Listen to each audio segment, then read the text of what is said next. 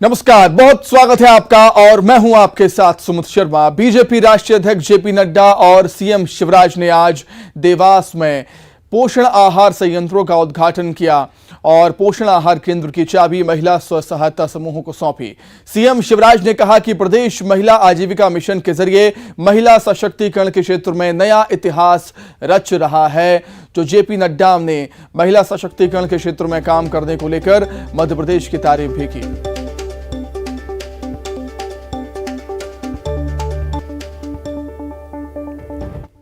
मध्य प्रदेश में क्रांति की है, महिला सशक्तिकरण का नया इतिहास और अध्याय लिखा है तो आजीविका मिशन ने लिखा है। एक तरफ प्रधानमंत्री श्रीमान नरेंद्र मोदी जी प्रधानमंत्री मातृ वंदना योजना, बेटी बचाओ बेटी पढ़ाओ, पीएम आवास के मकान भी महिलाओं के बहनों के नाम से करवाओ, रसोई गैस का कनेक्शन भी दो, फ्री में राशन भी दो, आजीविका मिशन को मजबूत भी करो। एक अद्भुत काम हमारे प्रधानमंत्री जी ने किया है कि महिलाओं का सशक्तिकरण हो रहा है। महिलाएं उत्पादन करेंगी, 800 करोड़ रुपए के आसपास की सामग्रियां बनाएंगी और उसके माध्यम से वो अपनी आजीविका भी चलाएंगी और आजीविका चलाते चलाते वो समाज को भी खड़ा करने में अपना योगदान करेंगी। इस गहरी सोच के लिए मैं पुनः शिवराज सिंह जी और उनकी सरकार का साधुवाद देता हूं और आप लोगों को आज बधाई देता हूं कि आपका सशक्तिकरण की दृष्टि से एक बहुत बड़ा कार्यक्रम हुआ है। बीजेपी के राष्ट्रीय अध्यक्ष जेपी नड्डा आज मध्य प्रदेश के दौरे पर हैं। वो इंदौर पहुंचे, जहां सीधे उज्जैन के लिए रवाना हो गए। यहां उन्होंने महाकाल के दर पर माथा टेका। सीएम शिवराज भी इस दौरान मौजूद रहे। तो बाबा महाकाल के नगरी पहुंचे बीजेपी के राष्ट्रीय अध्यक्ष जेपी नड्डा। ये तस्वीर हम आपको दिखा रहे हैं। भव्य स्वागत यहां पर उनका हुआ। इंदौर जब पहुंचे थे, वहीं एयरपोर्ट पर सीएम शिवराज ने उनका स्वागत किया पुष्पगुच्छ से और उज्जैन पहुंचे, बाबा महाकाल का आशीर्वाद लिया। तो 5 राज्यों के चुनाव के नतीजे आने वाले हैं और जेपी नड्डा ने, बीजेपी के राष्ट्रीय अध्यक्ष जेपी नड्डा ने जीत की कामना यहां पर बाबा महाकाल से की है। उनके साथ सीएम शिवराज और बीजेपी के प्रदेश अध्यक्ष वी डी शर्मा भी मौजूद थे।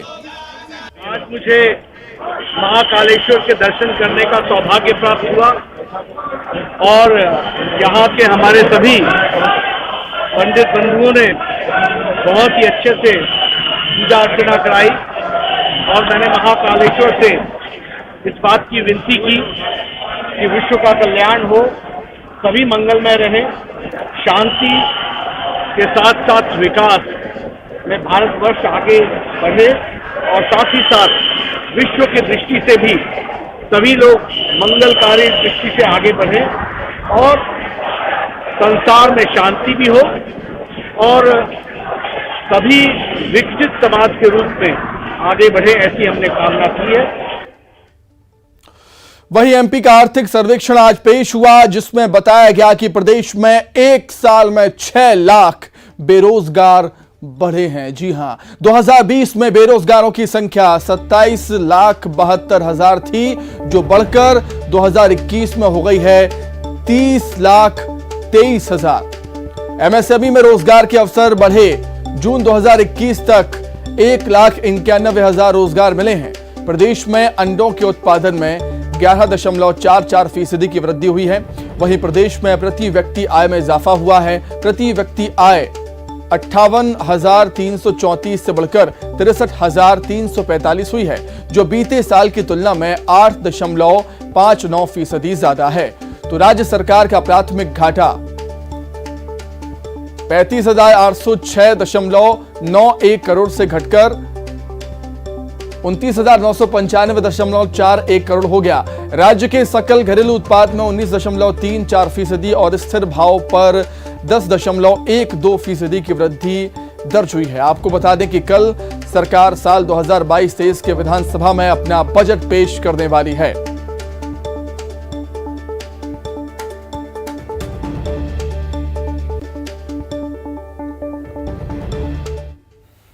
अंतर्राष्ट्रीय महिला दिवस पर सीएम शिवराज ने स्मार्ट सिटी पार्क में पौधा लगाया। इसके बाद सीएम शिवराज ने निर्भया टीम को हरी झंडी दिखाकर रवाना किया। निर्भया टीम शहर में महिलाओं की सुरक्षा के लिए तैनात है। वहीं आज महिला दिवस पर सीएम की सुरक्षा में महिला पुलिसकर्मियों को तैनात किया गया, जबकि शहर में ट्रैफिक व्यवस्था को भी महिला पुलिस कांस्टेबल ने संभाला। वहीं महिला दिवस के मौके पर सीएम ने एक फोटो प्रदर्शनी का उद्घाटन भी किया। सीएम ने कहा कि सरकार बेटियों की सुरक्षा को लेकर न सिर्फ सतर्क है बल्कि सजग भी है। हम फांसी का कानून लेकर आए, महिला डेस्क के बाद ऊर्जा डेस्क बनाया, 100 महिला थाना डेस्क पर एक्टिवा गाड़ी मुहैया कराई। अगले चरण में 600 और गाड़ियां देंगे, जिससे कानून व्यवस्था को और बेहतर बनाया जा सके।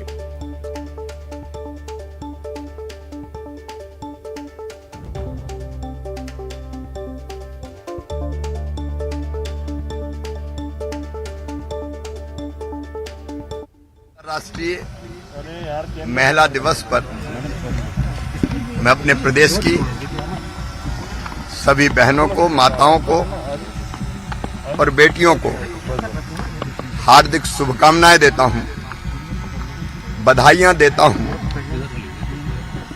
बिना महिला सशक्तिकरण के ना तो कोई राष्ट्र सबल हो सकता है, ना समाज सशक्त हो सकता है। भारत में अत्यंत प्राचीन काल से ही मां, बहन और बेटी का स्थान सबसे ऊपर रहा है और यह धरती आज नहीं हजारों वर्षों से ये कह रही है, यत्र नार्यस्तु पूज्यन्ते रमन्ते तत्र देवता।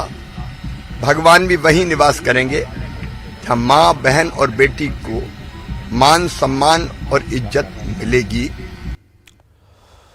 मध्य प्रदेश को उमरिया की मशहूर चित्रकार जोधैया अम्मा को राष्ट्रपति रामनाथ कोविंद ने नारी शक्ति सम्मान से सम्मानित किया। अंतर्राष्ट्रीय महिला दिवस के मौके पर राष्ट्रपति भवन में आयोजित समारोह में जोधैया अम्मा का सम्मान हुआ। जोधैया अम्मा देश ही नहीं विदेशों में भी मशहूर हैं। जी हां, 2019 में उनकी चित्रकारी की प्रदर्शनी इटली में लग चुकी है। सम्मान मिलने पर एक बार फिर उनको घर मिलने की मांग उठने लगी है। वहीं राष्ट्रपति ने जोधैया अम्मा को घर देने का आश्वासन दिया।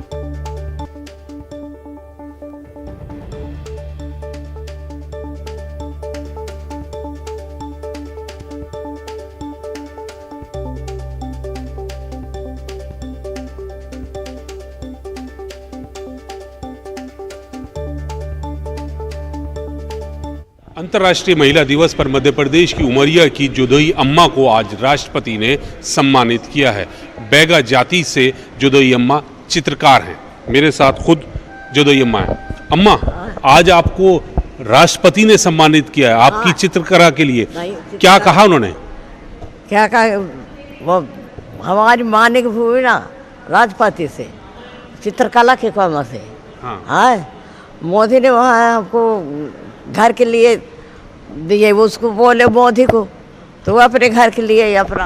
प्रधानमंत्री से कल बात हुई थी आपकी, प्रधानमंत्री से कल आपकी बात हुई थी, घर मांगा है आपने, तो प्रधानमंत्री ने क्या कहा?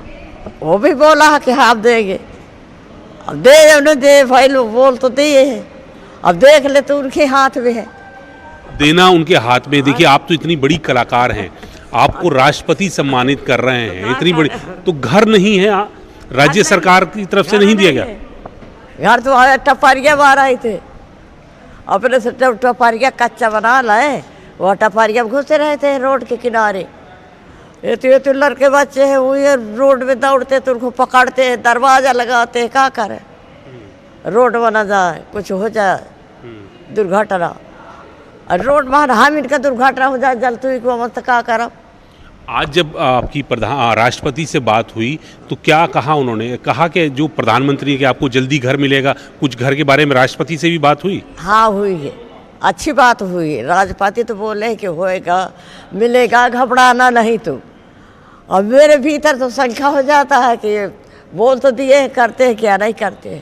जोधा अम्मा कह रही हैं कि प्रधानमंत्री से घर की दरखास्त की है, छोटा सा घर है, परिवार बड़ा है, बच्चे बाहर निकलते हैं, तो आप सोचें कि कितनी साधारण है, बहुत साधारण है, लेकिन प्रधानमंत्री ने घर की बात की है कि घर मिलेगा। राष्ट्रपति से भी इन्होंने आज यही दोहराया सम्मान लेते हुए कि मुझे घर चाहिए, तो राष्ट्रपति ने आश्वासन दिया है कि आपको घर मिलेगा। अब ये कब तक मिलेगा बस इसका थोड़ा इंतजार करना पड़ेगा। कैमरामैन प्रहलाद के साथ नई दिल्ली से अशरफ काज़मी, न्यूज़ 18।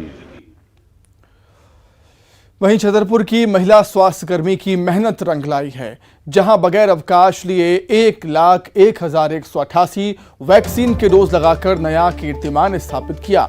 एएनएम माया ने इस कार्य के लिए उन्हें आज महिला दिवस के अवसर पर दिल्ली में नारी सम्मान दिया गया। माया को ये सम्मान केंद्रीय स्वास्थ्य मंत्री मनसुख मंडाविया ने दिया है। बता दें कि जिला अस्पताल में एएनएम के पद पर पदस्थ माया अहिरवार ने 16 जनवरी 2021 से वैक्सीनेशन का काम संभाला था, जिसके बाद माया ने आज तक एक भी दिन की छुट्टी नहीं ली है।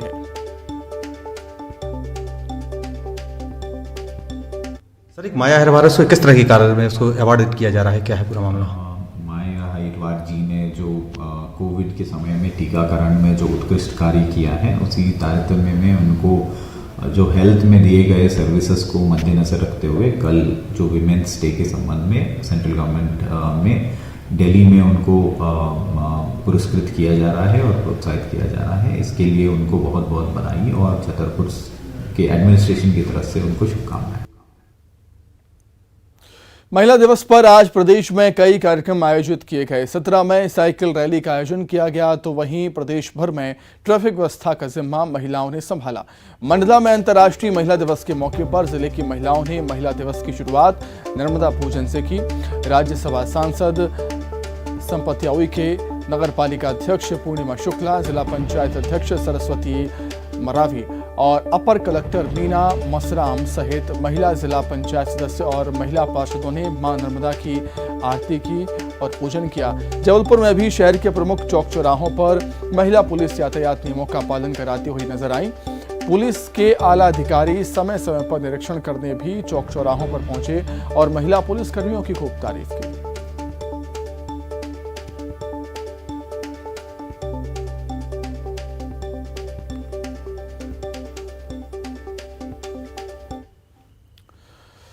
वहीं ग्वालियर में केंद्रीय पर्यटन मंत्री जी किशन रेड्डी ने अधिकारियों की जमकर फटकार लगाई। दरअसल पर्यटन मंत्री ग्वालियर का किला देखने पहुंचे थे और इस दौरान मंत्री गंदगी देखकर भड़क गए और अधिकारियों की क्लास लगाई। केंद्रीय मंत्री ने अधिकारियों से कहा कि क्या गंदगी साफ करने के लिए मुझे झाड़ू उठाना पड़ेगा। इस दौरान स्थानीय सांसद विवेक शेजवलकर और कई बीजेपी नेता मौजूद थे।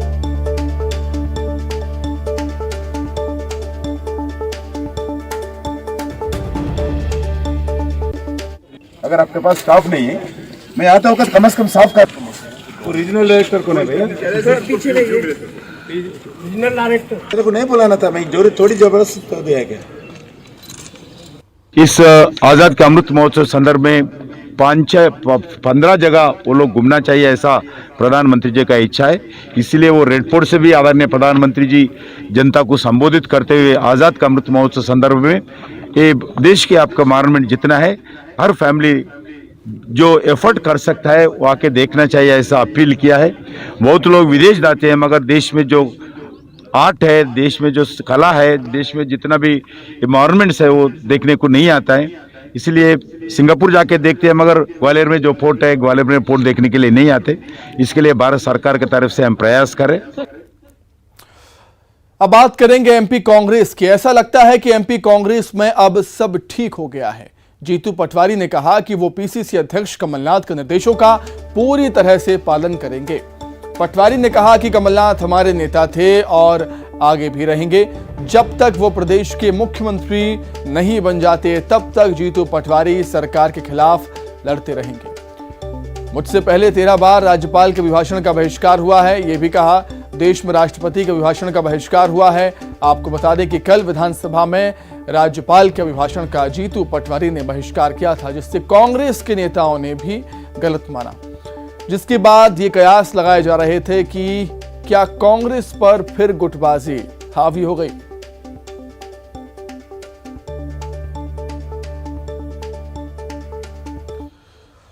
वहीं मध्य प्रदेश के बिजली उपभोक्ताओं को झटका लग सकता है। बिजली की दरें एक बार फिर बिजली कंपनियां बढ़ा सकती हैं। विद्युत कंपनियों के द्वारा बिजली बढ़ोतरी के प्रस्ताव को लेकर दायर की गई याचिकाओं पर आज सुनवाई शुरू हो गई।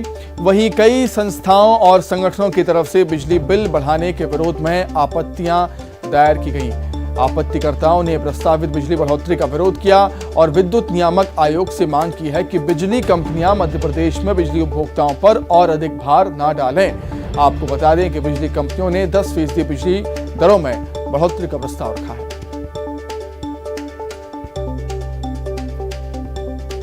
एलटी कंज्यूमर के ऊपर वो दो चीजें लगा रहे हैं, फिक्स चार्ज भी लगा देते हैं और पावर फैक्टर का भी चार्ज लगा देते हैं। ये दोनों चार्जों के साथ साथ वो जो चार्ज लग करके जब बिल बनते हैं तो अत्याधिक हो जाते हैं। दूसरा, हमारे यहाँ पर कभी भी इन्होंने कोई एरियस बिल निकाला, एरियस बिल को निकाल करके वो हमें रेगुलर बिल के साथ दे देते हैं। अब एरियस बिल जो है वो विवाद की चीज है, उसका निर्णय होकर के वो छूट भी मिल सकती है, कम हो सकता है, मगर जब फिलहाल यहां पर रुकेंगे बहुत छोटे से ब्रेक के लिए, फौरन लौट रहे हैं।